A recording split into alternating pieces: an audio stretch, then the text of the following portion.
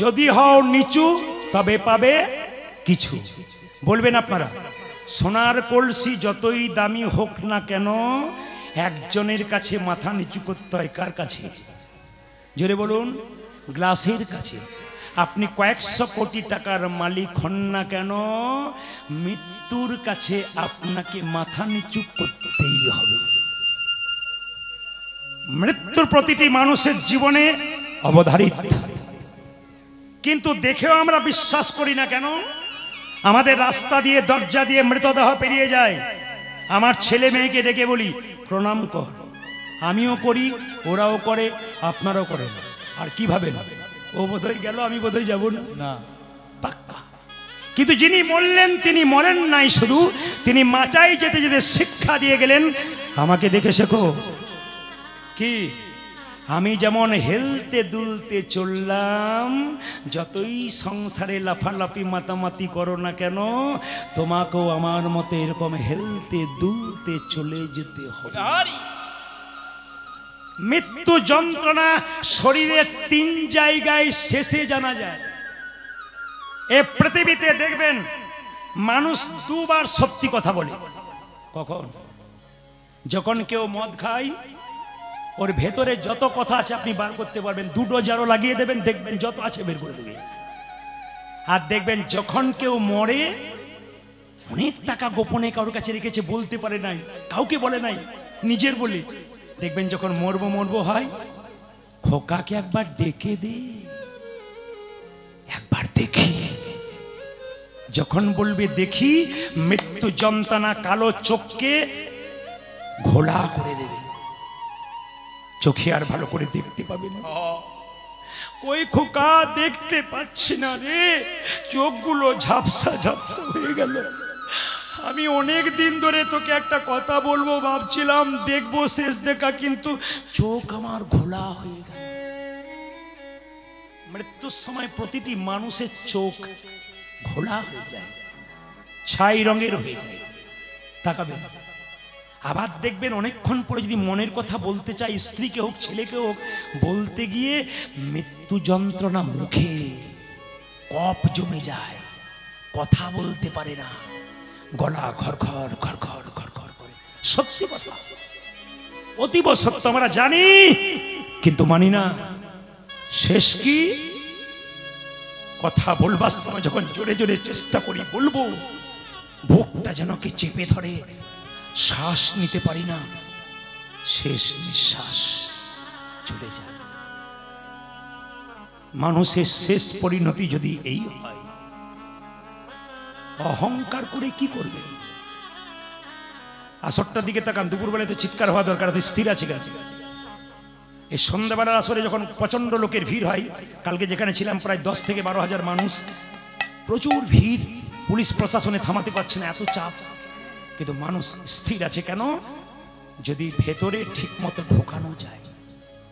কিসের অহংকার করছেন? রূপের অহংকার না। কিসের অহংকার করছেন? টাকার অহংকার না। কিসের অহংকার করছেন? বাড়ির অহংকার না। এগুলো তো তোমার নয়, সব তো অন্যজনের। তুমি জন্ম পেয়েছো, নিজে পেয়েছো না একজন দিয়েছে? জোরে বলবেন। মা দিয়েছে।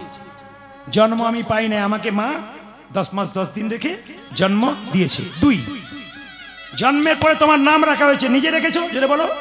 নিজে রেখেছো না, কে রেখেছে? আমার বাবা মা, আত্মীয় স্বজন। এবার তুমি পড়াশোনা করেছো, নিজে পড়তে পেরেছো? একজন তোমাকে পড়া শিখিয়েছে, তবে তুমি পড়েছো। চাকরি কি নিজে পেয়েছো? না, একজন তোমাকে চাকরি দিয়েছে। শেষে শ্মশান ঘাটে যাবে, তখন নিজে যেতে পারবে না, 4 জন মানে অন্য জনে নিয়ে যাবে। সব যদি অন্যের হয়, তোমার কি? মায়েরা, খুব দামি দামি কথা বলে আপনাদের আপ্লুত করতে চাই। কথা এমন বলবো যেন রাস্তা রাস্তায় কথা ঘোরে, পকেটে পকেটে কথা ধরে, হৃদয়ে হৃদয়ে কথা ঘোরে। তাকাবেন, মন দিয়ে শুনবেন। জয়নগর মোয়া তৈরি হয় সবাই জানেন আপনারা। ওখানে গেলে বাড়ি মোয়া নিয়ে যাই। জয়নগরের পাশে একটা শ্মশান আছে, ওইখানে একটা চা দোকান আছে, গেলেই কিন্তু আমরা চা খাই। কীর্তন খোলা শ্মশান, ওখানে চা খাই, টিফিন করি। কিন্তু সবাই লক্ষ্য করুন, দেখতে পেলাম হঠাৎ করে মায়েরা একজন কোটি টাকার মানুষ, তাকে সুন্দর করে ফুলের তোড়া দিয়ে সাজিয়ে নিয়ে এলো, শ্মশানের চিতাতে শুইয়ে দিল। একটা ভিখারি মরেছে, তাকে টলিতে করে বেঁধে খড়ের দড়ি দিয়ে ছেঁড়া তালায় দিয়ে গুটিয়ে শুটিয়ে নিয়ে এলো, ওকেও কিন্তু একটা চিতার পাশে শুইয়ে দিল। ভিখারিটা যেন কোটিপতিকে বলছে, বাবু জন্মের সময় তুমিও যেমন ছিলে আমিও তেমন ছিলাম, কাপড় ছিল না, কিন্তু জন্ম আর মৃত্যুর আগে তুমি বড় লোক, আমি গরিব লোক। আমি কতবার তোমার দরজায় বাবু বাবু বলে গেছি, দুটো খেতে দাও, তুমি আমায় তাড়িয়ে দিয়েছিলে। আজকে তাকিয়ে দেখো, চিতাতে তুমিও শুয়ে আছো, আমিও পাশে শুয়ে আছি। তোমাতে আমাতে কি তফাৎ? কিসের অহংকার? নিঃশ্বাসে বিশ্বাস নাই। পৃথিবীতে আশ্চর্য এইটাই যে কে কখন চলে যাবে। যাবার আগে ভালো কিছু করে যাও, পৃথিবী তোমাকে দেখে শিখবে। জন্ম হোক যথাতথা, কর্ম যেন তোমার ভালো। তাকাবেন সবাই, বিয়ের সময় একটি নতুন মেয়ে বিয়ে হয়ে আগেকার দিনের কথা পালকিতে করে যাচ্ছে, আগে দুজন পেছনে দুজন নিয়ে যাচ্ছে, শ্বশুর বাড়ি যাচ্ছে। তাকান, গলায় মালা, সিঁথিতে সিঁদুর, বেনারসি শাড়ি, টকবক করছে সিঁদুর। একদিকে যাচ্ছে কি পালকি, একদিকে একটি মেয়ে সংসারে স্বামীকে রেখে সিঁথিতে সিঁদুর নিয়ে বাক্সের ভেতরে নতুন শাড়িটা তার গায়ে দিয়েছে, সেও পাশে পাশে যাচ্ছে। একদিকে সংসার করতে যাচ্ছে, একজন সংসার করে যাচ্ছে। এদিকে তাকাবেন, দুজনের সঙ্গে মাঝ রাস্তায় দেখা। পালকি দাঁড়িয়ে গেল, মাচা দাঁড়িয়ে গেল। মাচাতে যে শুয়ে আছে সে যেন পালকিতে নতুন বউটাকে বলে উঠল, বোন বোন আমার দিকে তাকা, তোর যেমন সিঁথিতে সিঁদুর, আমিও সিঁদুর নিয়ে এসেছি। তুই যেমন নতুন বেনারসি শাড়িটা পরে যাচ্ছিস, আমার স্বামী আমাকে নতুন কাপড় কিনে দিয়েছিল দুর্গা পূজায়, আমার ছেলেরা আমাকে সাজিয়ে দিয়েছে, তোকেও দিয়েছে চন্দনের ফোঁটা, আমাকেও দিয়েছে। তবে বোন, তোর হলো শুরু, আমার হলো সারা। আমাকে দেখে শিখে নে, সংসার আনন্দে করবি, কিন্তু আমার কথাটা মাঝে মাঝে ভাববি, একদিন তোকেও এই সংসার ছেড়ে চলে যেতে হবে। কৃষ্ণ বলে কাঁদো, সংসারের জন্য কেঁদো না। ছেলের জন্য কাঁদবে, মেয়ের জন্য কাঁদবে, শেষে ছেলে মেয়ে প্রশ্ন করবে তুমি আমার জন্য করেছো কি? আপনি বলবেন যার জন্য করি চুরি সে কিনা বলে চোর। তখন আপনার ধাক্কা আসবে, চোখ থেকে জল আসবে। কিন্তু সারাদিন কাজ করার পর ভগবানের মন্দিরে একান্তে যদি কে একবার কৃষ্ণ বলে নিতাই গৌর হরি বল বলে,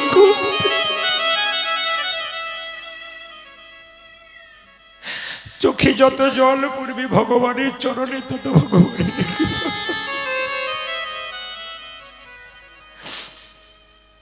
কৃষ্ণ বলে কাঁদো। আমি এরকম আসর দেখতে চাই। আমার বাবা হসপিটালের ডাক্তার ছিলেন, যিনি বললেন, প্রদীপ এত দূর পড়াশোনা করালাম, তুই কিছু আমাকে উপহার দিতে পারলি না। তোকে চেষ্টা করেছিলাম এমএ পড়িয়ে আমি শিক্ষিত করে মাস্টার করব, তোর বন্ধুরা সবাই মাস্টার হলো, তুই আমাকে কিছু দিতে পারলি না। আমি যখন কীর্তনিয়া হয়ে গেলাম, বাড়িতে প্রচুর নিমন্ত্রণ গানের জন্যে, তখন আমাকে বলল, তুই বোধহয় ভালো করিস, নইলে লোকে ডাকে কেন?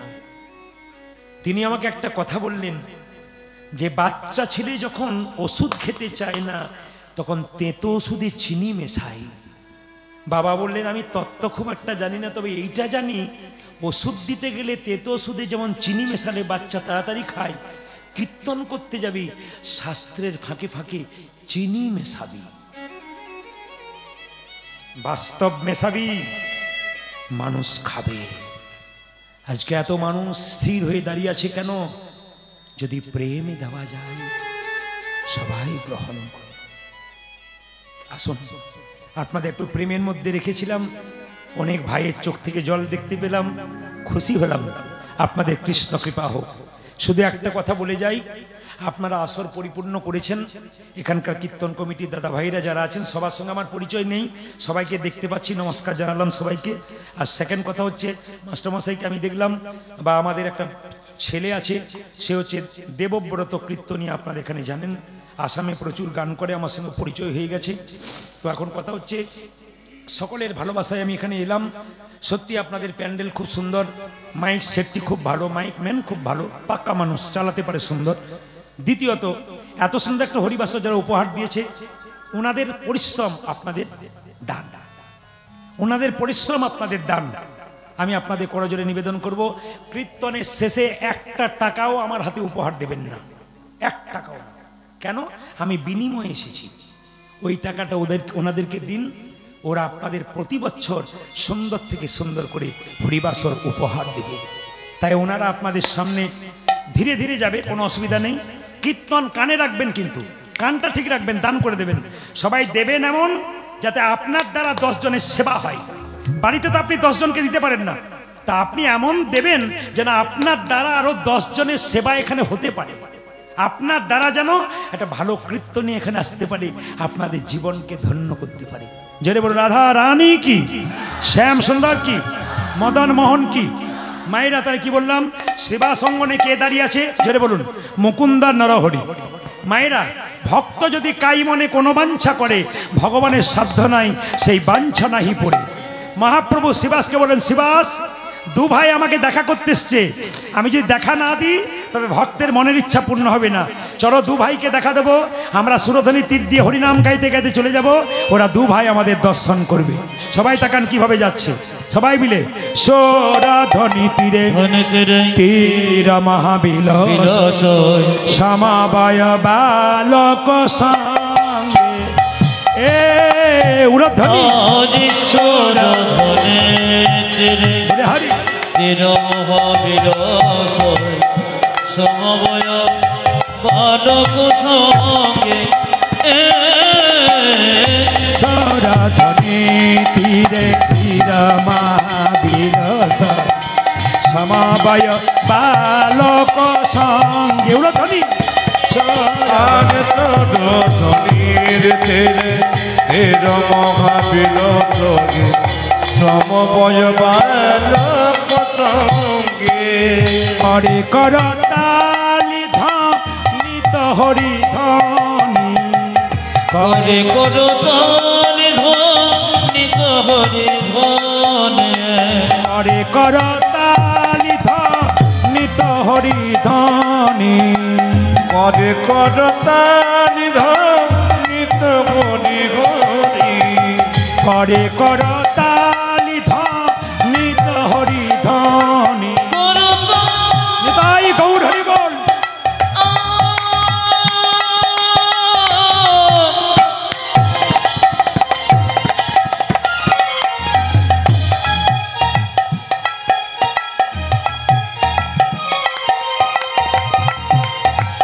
করে করো তনে উলধ্বনি উলধ্বনি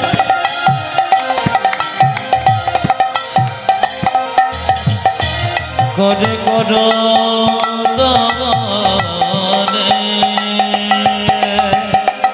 আজ করে করো তালি ধ্বনিত হরি হরি করে করো তালি ধ্বনিত হরি ধ্বনি করে করো তালি ধ্বনিত হরি ধ্বনি যার যেমন ভাব তার তেমন লাভ। বড় ভাই বলছে দাদা ওই তোই আমার গোড়া নাচ, ওই তো আমার গোড়া নাচে, ওই তোই আমার গোড়া নাচ, দেখো ওই তুই আমার গোড়া নাচে, দণ্ড বাহু তুলে ওই তোই আমার গোড়া নাচ, ও যে হেমি দণ্ড বাহু তুলে ওই তো আমার গোড়া নাচে, দণ্ড বাহু তুলে ওই তোই আমার গোড়া নাচ। উঁচা দেখে আমি দণ্ড বাহু তুলে ওই তুই আমার গোড়া নাচে। একজন বলছে দাদা, ছোট ভাই বলছে দাদা আমি দেখছি গোড়া নাচছে। বড় ভাই বলছে না না আমি দেখছি আরেকজন নাচছে। ওই তো গোড়াই নাচ, ওই দেখে ওই তো গোড়ায় নাচে, একজন বলছে গোড়া নাচছে, একজন বলছে ওই তো গোড়াই নাচে, ওই তো গোড়াই নাচে, দেখো ওই তো গোড়াই নাচে, ওই তো গোড়াই নাচে, ওই তো গোড়ায় নাচে, তারে যার শ্যাম নাচে বাইরে ও গোড়াই নাচে, উঁচারি অন্তরে যার শ্যাম নাচে বাইরে গোড়াই নাচে, অন্তরে যার শ্যাম নাচে বাইরে ও গোড়াই নাচে, অন্তরে যার শ্যামে নাচে বাইরে গোড়ায় নাচে, সরধনে তীরে তীর মহাবিলসয় সমাবয় বালক সঙ্গে এ উলধ্বনি সরধনে তীর মহাবিলাসয় সমময় বালক সঙ্গে, সরধনের তেরে তের মহাবিলসয় সমবয় বালক সঙ্গে। ছেড়ে বলুন গোপীনাথ জিউ কি ভক্ত রঘুনন্দনে কিবার জন্ম হয়েছিল মায়েরা বলুন? কিবার জন্ম বললাম? কিবার? দাঁড়ান দাঁড়ান, হ্যাঁ ভাইরা তো বলছে মায়েরা বলুন কিবার। বেশ, আচ্ছা সেদিন কি পুজো ছিল? কালী পুজো না দুর্গা পুজো? বেশ বেশ। আচ্ছা মায়েরা, মহাপ্রভু কীর্তন করে চলে গেলেন। শ্রীবাসকে বললেন শ্রীবাস ওদের মধ্যে দু ভাই আমাকে দেখতে এসছে, দেখেও নিয়েছে, আশীর্বাদ করে দাও যে ছোট ভাই সে আমার সঙ্গে সারা জীবন কীর্তন করবে, আর যে বড় ভাই তাকে বলে দাও সে আমার 100 জন্ম কৃপা পাবে না। কথাগুলো মন দিয়ে শুনবেন, দারুণ তত্ত্ব আছে। কি আপনার দু ভাই এখানে কীর্তন শুনতে এসছেন, একজন মহাপ্রভু কৃপা পেলেন, একজন পেলেন না। যে পেল তার তো আনন্দ হবে, যে পেল না তার কত কষ্ট হবে। আসলে কি বলুন তো, ভক্ত যখন ভগবানকে ডাকে ভগবান তখন তাকে ধাক্কা মেরে মেরে দেখে। কি দেখে? যে তুমি আমার কতখানি হয়েছো। ও মায়েরা, যে ভগবানের নাম করে চাল ফুটে জল পড়ে, যে ভগবানের নাম করে তার দেখবেন বাড়িতে অসুখ বিসুখ লেগেই আছে। অনেকে আমাকে বলে প্রদীপ বাবু কীর্তন তো করছেন, আমাদের মনে একটা সংশয় জেগেছে। বলে কি, যারা হরিনাম করছে তাদের এত যন্ত্রণা কেন, এত দুঃখ কেন? যারা মস্তানি করছে, রাস্তা দিয়ে লোক ঠকাচ্ছে, লোককে মারছে ধরছে, দিব্যি বুক ফুলিয়ে ঘুরে বেড়াচ্ছে, আর আমাদের এত কষ্ট কেন? আমি তাদের উত্তর দিই, যে পড়াশুনো করে তাকে পরীক্ষা দিতে হয় নাকি বাবা? যে পড়াশুনো করে না সে পরীক্ষা দেয় না। যে ভগবানকে ডাকে তাকে মাঝে মাঝে ধাক্কা পেতে হয়। ওই প্রশ্নের উত্তর দিয়ে দিই, যে বললো মস্তানি করে বেড়াচ্ছে, লোক ঠকাচ্ছে, তারা বুক ফুলিয়ে ঘুরে বেড়াচ্ছে, আর যারা ভগবানের নাম করছে এত কষ্ট কেন? বলে দি মায়েরা, মানুষের জন্মের পরে ভগবান মানুষকে দুটো করে কলসি দেয়, একটা পাপের কলসি, একটা পুণ্যের কলসি। মন দিয়ে শুনবেন, যে লোক ঠকাচ্ছে, লোককে মারছে ধরছে, খারাপ খারাপ কথা বলছে, বুক ফুলিয়ে ঘুরে বেড়াচ্ছে, ওর পাপের কলসিটা এখনো পূর্ণ হয় নাই। যখন পাপের কলসি ছাপিয়ে যাবে তখন রাস্তাতে ভিখারি হয়ে ঘুরে বেড়াবে। আর যারা কীর্তন করছেন, হরিনাম করছেন, কষ্ট পাচ্ছেন, আপনাদের পুণ্যের কলসিটা এখনো পূর্ণ হয় নাই। যেদিন পূর্ণ হয়ে যাবে পরমানন্দ গোবিন্দের চরণে লাভ হয়ে যাবে।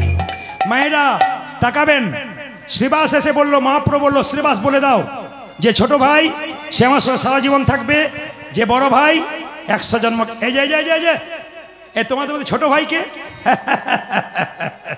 আমায় চিনতে পারছো না? আমি নরহরি সরকার, আমি ছোট। শ্রীবাস বলল, মহাপ্রভু তোমার জন্য বলেছে তুমি সারা জীবন প্রভুর সঙ্গে কীর্তন করবে, প্রভুর সঙ্গে থাকবে। বড় ভাই বললো, হ্যাঁ গো, আমার জন্য কি বলেছে? শ্রীবাস বলল তোমার জন্য বলেছে, তুমি 100 জন্ম কৃপা পাবে না, 100 জন্ম সঙ্গ পাবে না। মায়েরা, যেই না শ্রীবাস বলেছে তুমি 100 জন্ম সঙ্গ পাবে না, আপনি মুকুন্দ সরকার নাচতে শুরু করেছে, জয় গোপীনাথ জয় গোপীনাথ। শ্রীবাস ভাবলো লোকটার মাথা খারাপ হয়ে গেল। এই যে মুকুন্দ, তোমাকে বললাম তুমি 100 জন্ম কৃপা পাবে না, আর তুমি জয় গৌর বলে নাচতে শুরু করেছো কেন? শ্রীবাস বলছে, আমাকে যদি প্রভু এই কথা বলতো আমি বিষ খেয়ে আত্মহত্যা করতাম। এ কথা শুনে মুকুন্দ বলছে, শোনো শোনো শ্রীবাস, প্রভু যদি বলতো কোনো জন্মে সঙ্গ পাবো না, কোনো জন্মে সঙ্গ পাবো না, তাহলে না হয় আমি বিষ খেয়ে আত্মহত্যা করে দিতাম। প্রভু বলেছে 100 জন্ম সঙ্গ পাবো না, 100 জন্ম না হয় গৌরী গৌরী বলে কেঁদে বেড়াবো।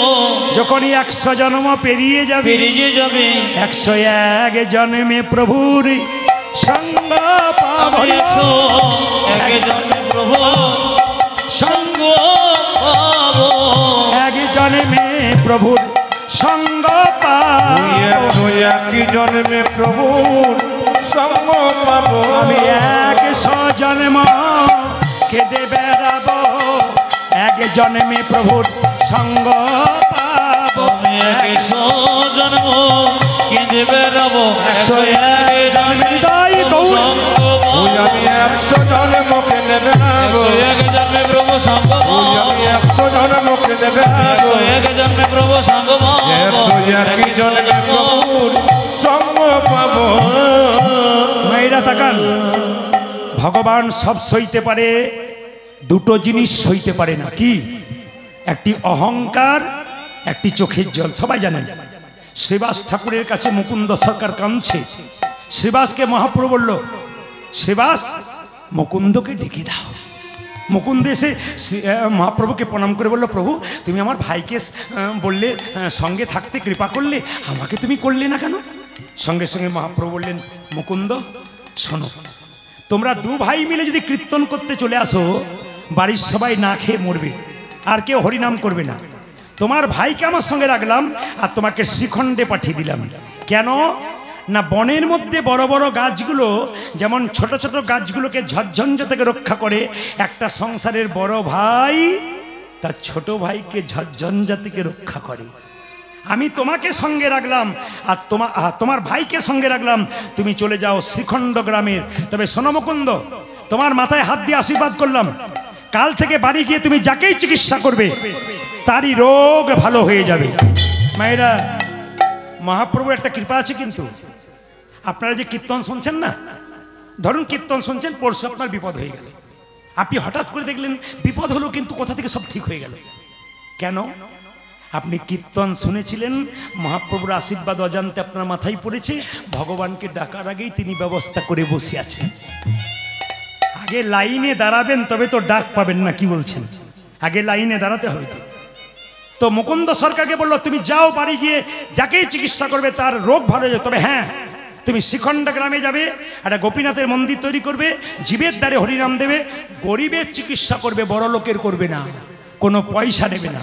মুকুন্দা দেরি করো না, তুমি শ্রীখণ্ডে ফিরে যাও, ফিরে যাও, ফিরে যাও, শ্রীখণ্ডে ফিরে যাও, ফিরে যাও, ফিরে যাও, প্রেম সে শ্রীখণ্ডে ফিরে যাও, ফিরে যাও, ফিরে যাও, শ্রীখণ্ডে ফিরে যাও, আজ ফিরে যাও, ফিরে যাও, শ্রীখণ্ডে ফিরে যাও, ফিরে যাও, যাও, যাও, ফিরে যাও, ফিরে যাও, যাও, যাও, ফিরে যাও, ফিরে যাও, যাও, যাও, ফিরে যাও, ফিরে যাও,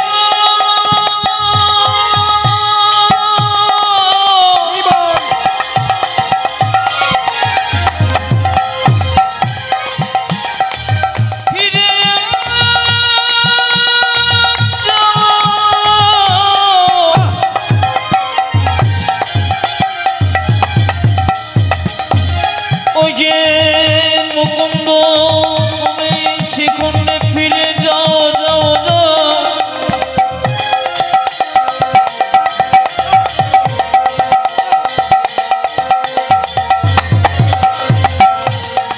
মুকুন্দ তুমি ফিরে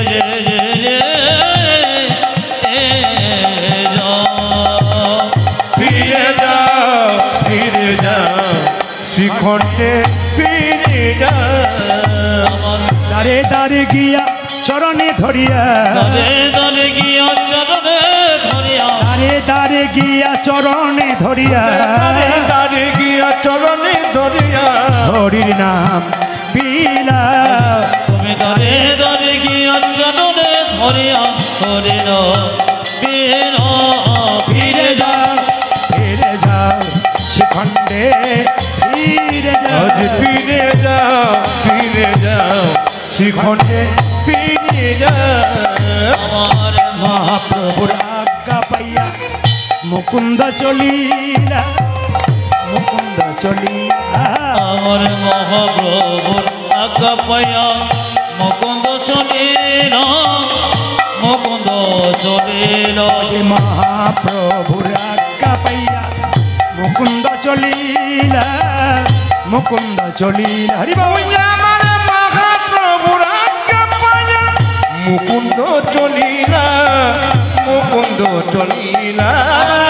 শ্রীখণ্ড গ্রামেতে আসি আমি শ্রীখণ্ড গ্রামেতে যাসি শ্রীখণ্ড গ্রামেতে আজ শ্রীখণ্ড গ্রামেতে আসি উপনীত হইলা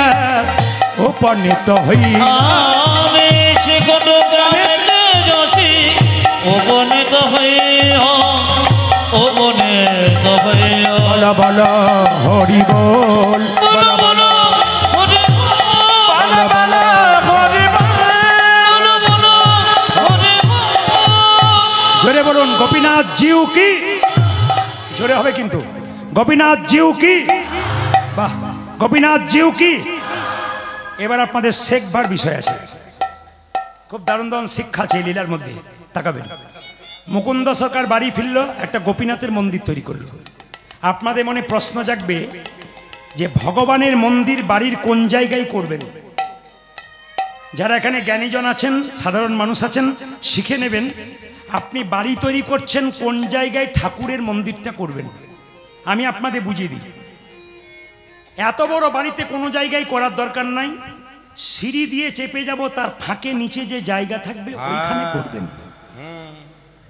না প্রায় জায়গায় দেখতে পাই বলে বললাম আর কি ওই দেখে দেখে শিখেছি আপনাদের নেই না আমি একটু বলে দিই বাড়ি তৈরি করার জন্যে একজনের দেখবেন জিভ কেটে দিয়েছিল তার নাম কারো জানা আছে যিনি সুস্থ সুন্দর বাক্য বলে গেছেন বচন বলে গেছেন যেগুলো দেখবেন এখনো পর্যন্ত বিজ্ঞানীরা পর্যন্ত তার কাছে হার মারছে তিনি কে খনা মা যা জিভ কেটে দেওয়া হয়েছিল তাকাবেন খনা বলেছেন বাড়ি তৈরি করতে গেলে দক্ষিণ দুয়ারি ঘরের রাজা পূব দুয়ারি তার প্রজা পশ্চিম দুয়ারির মুখে ছাই উত্তর দুয়ারির খাজনা নাই যারা বাড়ি তৈরি করবেন খনামা বলছে আমি বলি নাই কি বলছে দক্ষিণ দিকে যদি দরজা করতে পারেন বাড়ির ওটা রাজার ঘর কেন দক্ষিণ দিকে সুসুর সুসুর করে হাওয়া দেয় শান্তিভাবে থাকেন আর যদি দক্ষিণ দিকে না থাকে তাহলে পূব দুয়ারি ঘরের প্রজা যদি পূব দিকে করেন তাও ভালো পশ্চিম দুয়ারির মুখে ছাই কারণ কি পশ্চিম দিকে ঝড়ঝঞ্ঝা প্রায়ই পাওয়া যায় আর উত্তর দুয়ারি খাজনা নাই উত্তর দিকে দরজা করলে নাকি অভাব অনটন বেড়েই থাকে তাহলে প্রশ্ন করবেন মন্দিরটা কোথায় করব ঈশান কোণ তাকাবেন সবাই যখনই বাড়িতে মন্দির করবেন কোথায় করবেন ঈশান কোণ এই লীলাটার মাধ্যম দিয়ে আপনাদের সুন্দর সুন্দর শিক্ষা দিয়ে যাব রাত্রিবেলায় হিসাব করবেন আপনি কি কি শিখলেন শুধু শুনলেন বাড়ি চলে গেলেন দাম নেই আপনাকে শিখে যেতে হবে ইউটিউবের মাধ্যমে পেয়ে যাবেন লাইভ হচ্ছে যদি তারা প্রচুর মানুষ শুনছে আমি একবারে হিসাবের কথা বলে দেবো হিসাবে বাইরে নয় তাকাবেন মায়েরা বলছে ঈশান কোণে মন্দির করবেন উত্তর এবং পূর্ব কোণটাকে ঈশান কোণ বলে ওখানে ভগবানের মন্দির করা সবচাইতে শ্রেয় মানে উচিত কিন্তু মাথায় রাখবেন জ্যোতিষবিদ্যা বলছে আমার প্রচুর জ্যোতিষ বন্ধু আছে তাদের সঙ্গে প্রায়ই কথা হয় তারা বলছে ভাই তুই তো উত্তর দিকে মন্দির করতে বললি, হ্যাঁ ঈশান কোণে, খুব ভালো কথা, কিন্তু বলে দিবি যে ঈশান কোণে কেউ যদি বাথরুম পায়খানা করে তবে তার বিপদ খুব সামনেই এগিয়ে আসছে। কি বিপদ? যদি কেউ ঈশান কোণে বাথরুম পায়খানা করে, জ্যোতিষবিদ্যা বলল তার বাড়িতে বছর খানেকের মধ্যে বা 2 বছরের মধ্যে একজন আত্মহত্যার পথে পা বাড়াচ্ছে। ভালো কাজ হতে হতে হবে না, অশান্তি লেগেই থাকবে যদি ঈশান কোণে বাথরুম হয়। এখন আপনারা প্রশ্ন করবেন, প্রদীপ বাবু হয়েই যখন গেছে আমার তখন উপায় কি আছে? আমি বলি নাই, জ্যোতিষশাস্ত্র বলল যদি আপনার ঈশান কোণে বাথরুম হয়েই গেছে তাহলে আপনি দোকান থেকে 100 গ্রাম লবণ কিনে পাথর বাটিতে ঈশান কোণে আপনি একটা কোণে, যেখানে আপনার বাথরুমটা আছে, কোণে আপনি রেখে দেবেন। 1 মাস পর পর চেঞ্জ করবেন, মৃত্যুর হাত থেকে রেহাই পাবেন। আমি বলি নাই, জ্যোতিষশাস্ত্র বলছে। বাড়িতে শুতে গেলে দক্ষিণ দিকে মাথা করতে হয়, নইলে পূর্ব দিকে করতে হয়। কেন? প্রশ্ন, কেন কেন? দেখবেন উত্তর গোষ্ঠ লীলা করি আমরা, তখন বলে উত্তর দিকে মাথা করে শুতে নাই। কেন নাই? মুসলিম কি হিন্দু, প্রত্যেকটি জাতির কেউ মারা গেলে উত্তর দিকে মাথা করা হয়। উত্তর গোষ্ঠ আমরা লীলা করি, উত্তর গোষ্ঠ নাম হলো কেন? পূর্ব হলো, পশ্চিম হলো না, দক্ষিণ হলো না, উত্তর হলো কেন? একটি কারণ। কি? ভগবান শ্রীকৃষ্ণ গোচারণ থেকে যখন যেতেন, গোচারণ থেকে যখন ফিরতেন, তখন নন্দরাজার বাড়িটা উত্তর দিকে ছিল, নাম হলো উত্তর গোষ্ঠ। এই লীলাগুলো আপনাদের দিকে হয় না, এগুলো বাইরে হয়। এগুলোর ব্যাখ্যা বিস্তৃত আছে দেহতত্ত্বের, ওই দিকে আমি যাব না। দক্ষিণ দিকে মাথা করে শোবেন কেন? দক্ষিণ দিকে পা করে শুলে কি হয়? আমাদের পূর্বপুরুষ, মাসি, মেসো, কাকা, কাকি, বাবা, মা যারা মারা গেছে সবাই কিন্তু দক্ষিণ দিকে আছে। যদি আপনি দক্ষিণ দিকে পা করে শোন, ওদেরকে অপমান করা হয়। যদি মাথাটা দক্ষিণ দিকে করে শোন, তাহলে আশীর্বাদ আপনার হয়। খুব সুন্দর সুন্দর কথাগুলো শুনে যাবেন, জীবনে ব্যবহার করবেন। বাড়িতে কেউ মরে গেছে, তার ছবিটা কোন দিকে করবেন? সব সময় উত্তর দিকে দেওয়ালে দক্ষিণ দিকে মুখ করে রাখবেন, জ্যোতিষশাস্ত্র বলল।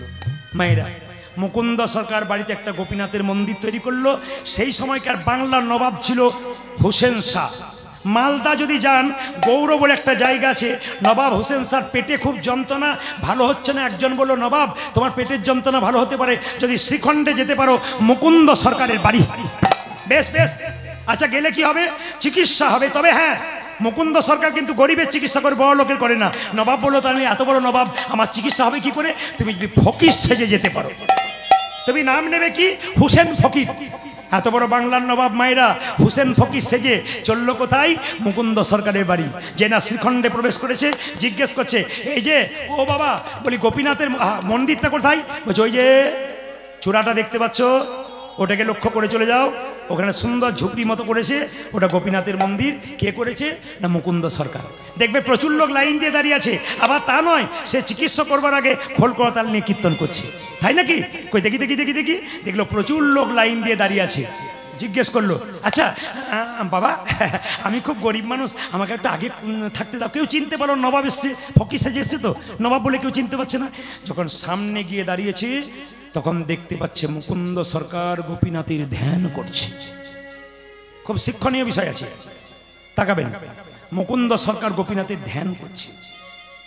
আপনাদের আসরে তিলক দেয় আমি দেখেছি, আপনার তিলক নিয়েছেন আমি দেখেছি, কিন্তু ভুল আর ঠিকগুলোকে আপনাদের জানিয়ে দিতে চাই। তাকাবেন, মুকুন্দ সরকার যখন গোপীনাথের ভজন করছে, নবাব মনে মনে ভাবছে, আমি এই জন্যে বুঝতে পারলাম গো, যে কোনো ভালো কাজ করতে গেলে আগে ভগবানকে স্মরণ করে করতে হয়। অ্যাপেলো চেন্নাই চিকিৎসার জন্য যাবেন। আমি 7 বছর আগে ইউরোলজি প্রবলেম হওয়ার জন্য আমি গিয়েছিলাম চেন্নাই। যে ডাক্তারবাবুকে দেখাচ্ছিলাম, ঢুকেই আমি থমকে গেলাম।